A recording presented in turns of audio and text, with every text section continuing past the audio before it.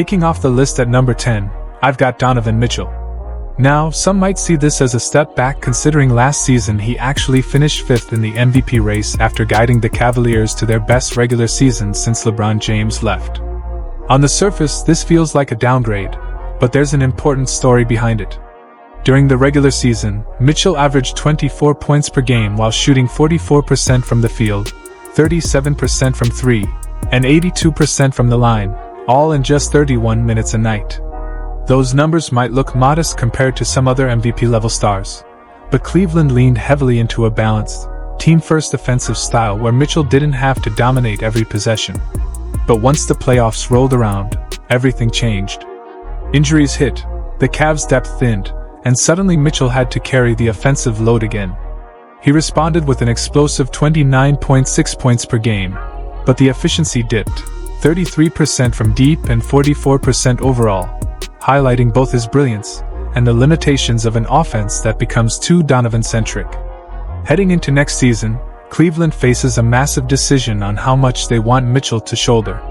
When we talk about Donovan Mitchell heading into next season, the big question isn't about whether he's a superstar. We know he is.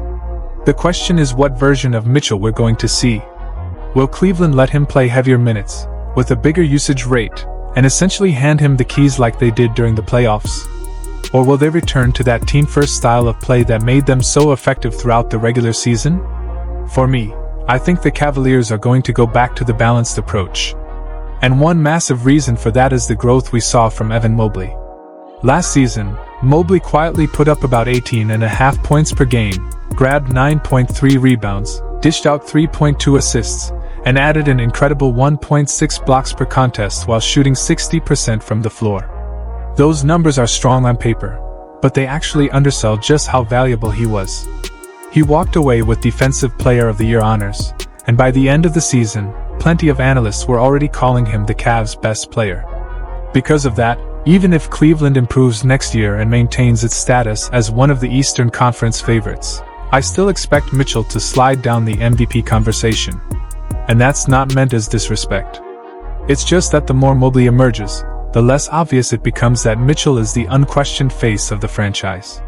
His impact is still enormous, but from an individual award standpoint, he'll probably take a step back. Mitchell isn't likely to get worse. If anything, he'll continue to refine his game. But he is going to be asked to do less, simply because the Cavs roster is finally deep and talented enough to spread the responsibility around. That's why I have Donovan Mitchell kicking off this list at number 10. Sliding in at number 9, I've got Jalen Brunson of the New York Knicks. And unlike Mitchell, this one actually feels like a slight step upward compared to last year. Brunson finished tied for 10th in MVP voting, so placing him at 9 reflects the progress he's made. Brunson missed a notable chunk of time last season, finishing right on the 65-game threshold required for award eligibility. That alone capped his MVP ceiling. So, if he can stay healthier this time around, knock on wood, he'll naturally rise in voters' minds. And honestly, nothing about his game suggests he's slowing down. Brunson has become one of the smoothest mid-range scorers in the league. His pull-up jumper is dependable, his three-point shot is reliable, and his ability to close games makes him one of the most clutch finishers in basketball. During the regular season, he averaged 26 points per game with a 55% effective field goal rate, elite efficiency for a guard carrying that kind of load. And then when the playoffs came, he raised his level again, putting up 29.4 points per game. That's the kind of playoff riser every coach dreams of, and it's why his teammates trust him in the biggest moments. The MVP case for Brunson, however, runs into some context issues. I believe the Knicks will be better next season. They've got a fresh coach in Mike Brown, a deeper rotation, and a more versatile bench that should allow the offense to flow more naturally. That likely means Brunson's shot attempts dip slightly, from around 18.5 a night down to maybe 16 or so. On paper, that might look like a negative for his MVP chances. But in reality, it could help him. With more offensive threats around him, Brunson will get cleaner looks and more space to operate. His efficiency could stay just as high, or even improve. So Brunson's MVP case comes down to this: he's an elite regular season performer who thrives in the clutch. But the reason I don't have him ranked higher than number 9 is simple. His true peak still comes in the postseason. And since the MVP is a regular season award, I just don't see him cracking that top tier, no matter how dangerous he is night after night. Coming in at number 8, I've got Kevin Durant. Now, suiting up for his brand new team, the Houston Rockets, KD's MVP chances look a whole lot different than they did a year ago. Last season with the Phoenix Suns, Durant was essentially left out of the MVP conversation. And that wasn't because of his own play. Statistically, he was still elite. In fact, he averaged 26.6 points per game on a ridiculous 60% effective field goal percentage, a level of efficiency that very few players in NBA history have ever touched. The problem was Phoenix itself. The Suns simply weren't good enough as a team, and in this league, the MVP is never about just individual numbers. Team success has always been part of the equation. And if your squad is mediocre, no matter how great your personal production is, you're not winning the award. That's exactly what held Durant back last year. But this season feels different. Durant enters a situation in Houston where the Rockets were already the second seed in the Western Conference before his arrival. That's not just a playoff-caliber roster, that's a legitimate contender. Adding a player like KD gives them an immediate offensive identity. Last season, the Rockets had moments where they didn't seem to know who their go-to scorer was. Sometimes it looked like Jalen Green was supposed to carry the load, other times Alperen Sengun, and at moments, even Amen Thompson would get heavy usage. The scoring hierarchy was constantly shifting. Now with Kevin Durant in the fold, all of that uncertainty disappears. Everyone in Houston knows who the number one option is going to be. He gives them exactly what they were missing, a consistent, reliable shot creator who can close out tight games, score at all three levels, and settle an offense when possessions break down. KD is one of the best plug-and-play superstars the league has ever seen. It doesn't matter what system you run, where you slot him in, or who else you put on the floor, his game adapts seamlessly. Give him the ball, let him get to his two-dribble pull-up, and it's basically automatic. Now, I don't think Durant is actually going to win the MVP next season, which is why I've got him here at 8 rather than higher up on the list. He's still going to have to share touches with a young roster that has plenty of mouths to feed. But what I do believe is that Durant will force himself back into the conversation. If Houston lives up to its potential, they'll be elite defensively with their young core, and now with KD at the helm offensively, a 60-win season is absolutely on the table. And if the Rockets reach that level, there's no way the MVP voters will be able to completely ignore him. Even if his averages remain nearly identical to last year's, the winning context around him would be so much stronger. So no, I don't think Kevin Durant cracks the top 5 in MVP voting. But I do think he reestablishes himself as someone you have to bring up when discussing the award. More importantly, his presence instantly elevates the Houston Rockets into a legitimate championship threat. Now, sliding in at number 7, I've got Cade Cunningham of the Detroit Pistons. Last season was finally the first time Cade had a healthy stretch in his career. Through his first 3 years in the league, health had been his biggest roadblock, including that brutal 2023 season where he was limited to just 12 games. But last year, he suited up for 70 games, and it made all the difference. With better spacing around him and the chance to actually build rhythm and consistency, Cunningham showcased why Detroit took him first overall in the draft. Cade took a Pistons team that had been near the bottom of the standings for years and transformed them into a legitimate playoff contender. In fact, Detroit pulled off something historic. They became the first team in NBA history to ever triple their win total from the previous season. And make no mistake, Cade was the main reason why. Individually, he was brilliant. He averaged 26.1 points per game on 52% effective field goal shooting while also dishing out 9.1 assists. That blend of scoring and playmaking made him the unquestioned engine of the Pistons' offense. His poise in just his 4th season was remarkable, particularly in the clutch, where he looked like a seasoned veteran running the show. That maturity carried into the postseason too, where Detroit battled the New York Knicks in a surprisingly competitive first-round series. Cunningham's leadership and composure stood out, even in defeat.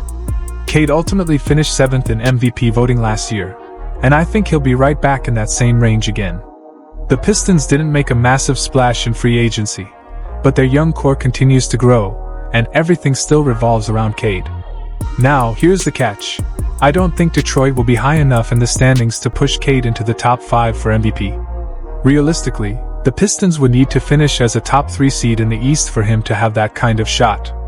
And given how little respect that conference sometimes gets compared to the West, he'd have to do something truly special. That said, his ceiling is enormous.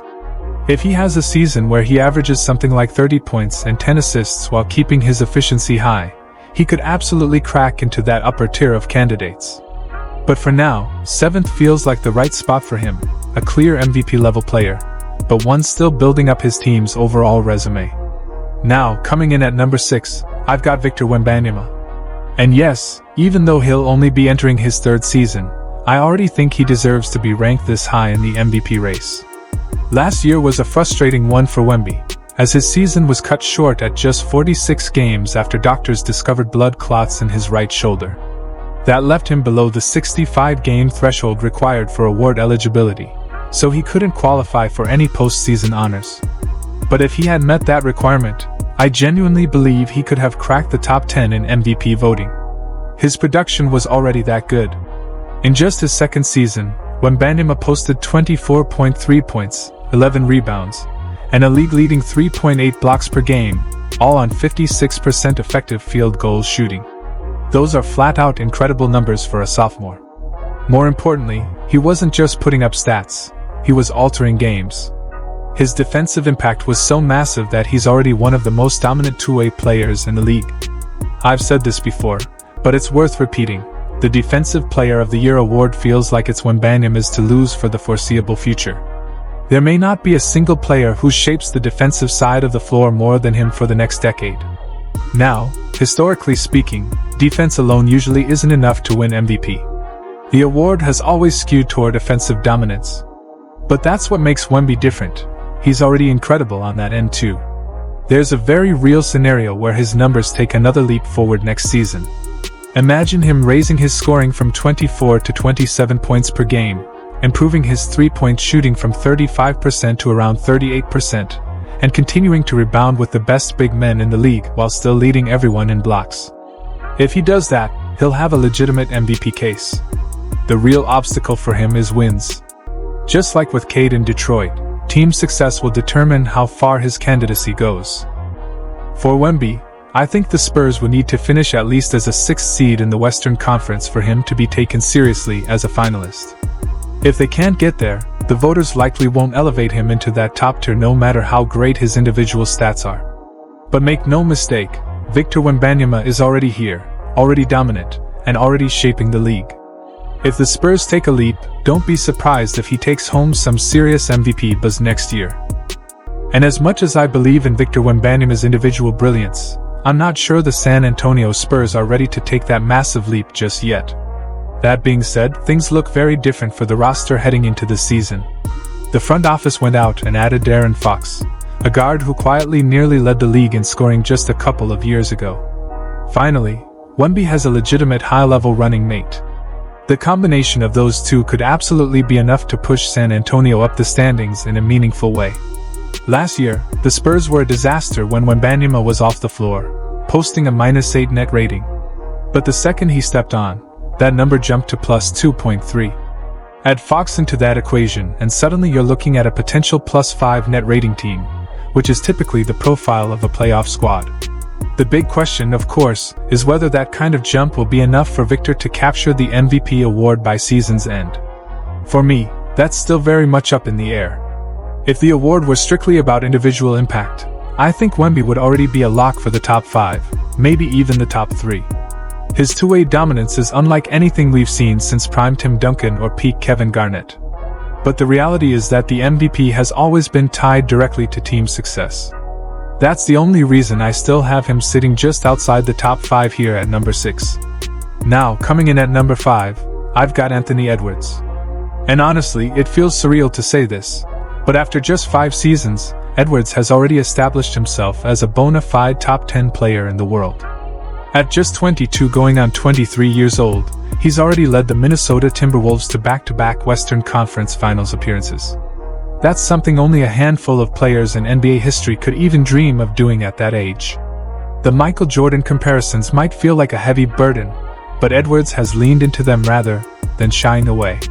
Whether or not he can ever reach that level is still to be determined, but what isn't debatable anymore is that Edwards is one of the league's best pure scorers. Last season, he averaged 27.6 points, 5.7 rebounds, 4.5 assists, and 1.2 steals per game on 55% effective field goal shooting, good enough to finish 7th in MVP voting. The Timberwolves season had its ups and downs early, but by the spring they were peaking. Edwards led them past the Lakers team powered by Luka Doncic and LeBron James in round 1, then toppled the Golden State Warriors in round 2 to punch another ticket to the Western Conference Finals. But it was there, against the Oklahoma City Thunder, that Edwards hit the first real crossroads of his career. Oklahoma City's defense was suffocating, quick, precise, and disciplined. They threw multiple looks at Edwards, sent pressure from every angle, and dared him to beat them as a passer rather than as a scorer. And in that moment, Edwards struggled. His reads weren't fast enough, the rotations closed down his driving lanes, and when he couldn't consistently create for others, his production nosedived. Minnesota's run ended in just 5 games. As humbling as it was, the experience was also necessary. Edwards learned exactly what the hole in his game is: playmaking. He's already an elite scorer. He can put up 28 points a night on strong efficiency without breaking a sweat. But if he can elevate his passing, if he can push his assists closer to 7 per game and truly bend defenses with more than just his scoring, then his MVP stock skyrockets. That's the difference between being a perennial all-star and becoming an MVP favorite. Minnesota's defense is already championship caliber with Rudy Gobert, Jaden McDaniels, and their physical front line. What's holding them back is the offense, and all of it starts with Edwards. If he can evolve into a more complete offensive engine, then not only does Minnesota become a more legitimate contender, but Edwards himself becomes impossible to ignore in the MVP race. That's why I've got him at number 5, right on the cusp of that upper echelon, with the potential to jump higher if he makes those strides. Coming in at number 4, I've got Luka Doncic. And this honestly feels like the year where everything could finally come together for him to win the award. Last season, Luka was at the center of one of the wildest stories in league history. Out of nowhere, on a random Saturday night, he was traded from the Dallas Mavericks to the Los Angeles Lakers. The move shocked the entire basketball world. While the trade itself dominated headlines, Luka's time in LA was uneven. He missed roughly 3 months with injury, and when he finally returned, he wasn't in peak shape. Even still, a slightly out-of-shape Luka is better than nearly anyone else in the league.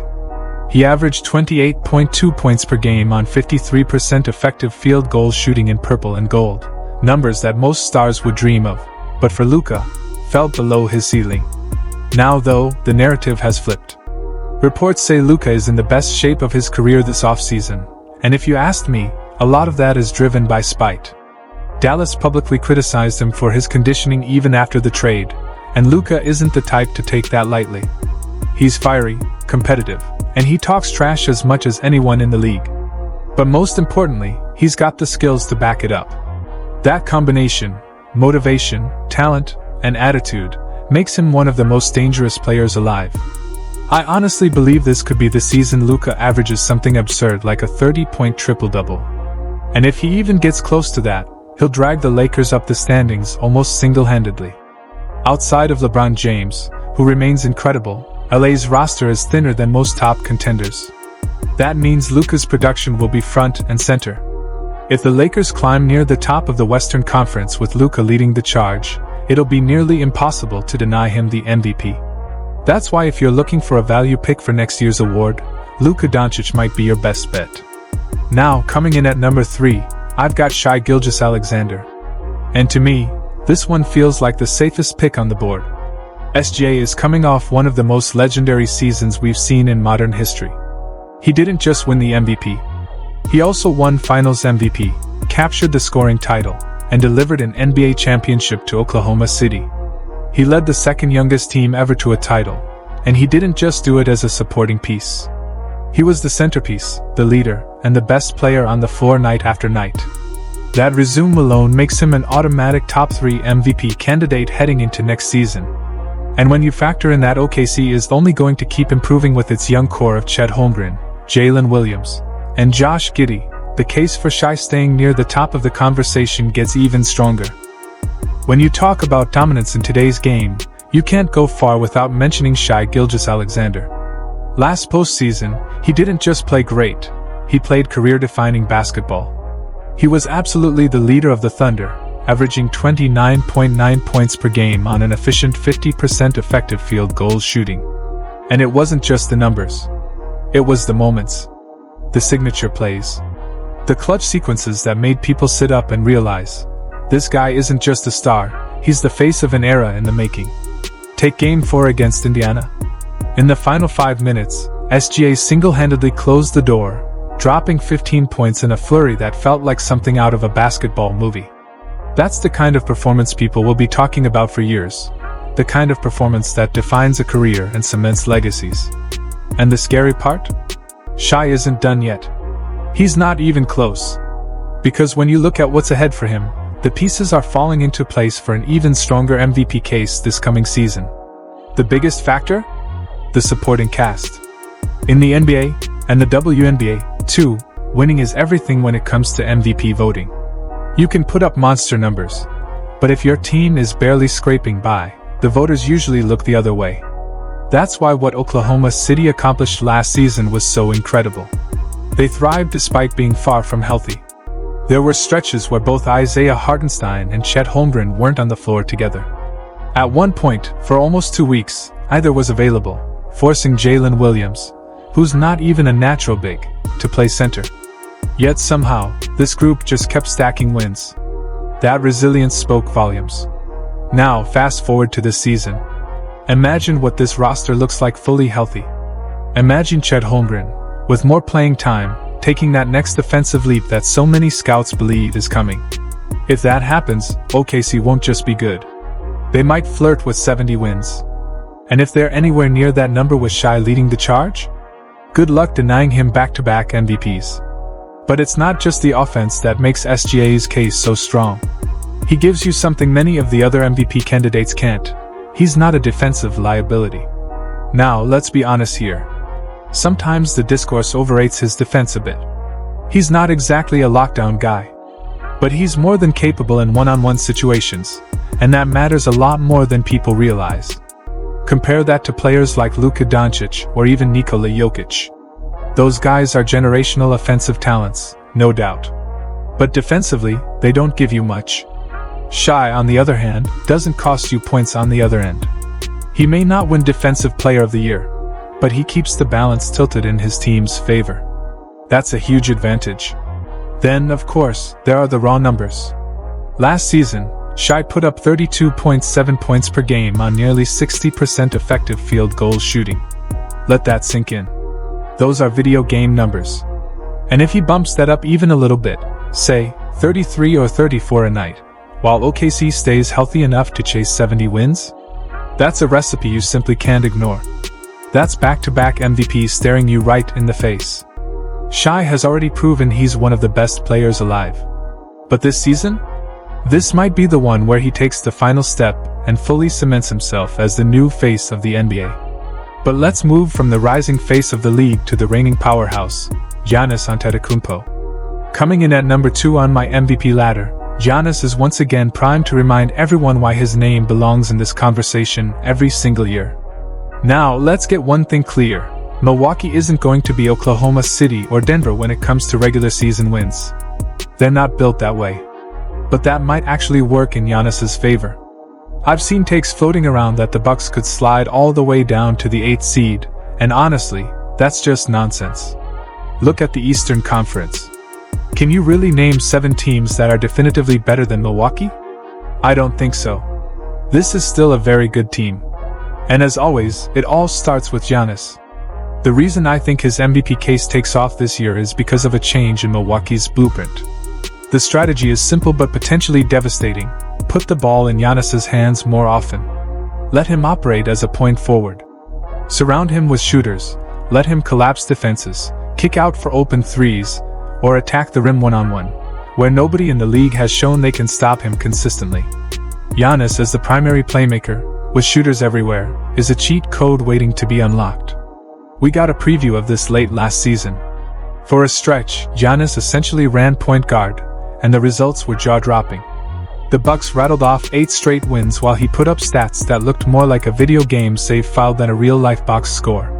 Try this on for size: 32 points, 12 rebounds, and 12 assists per night.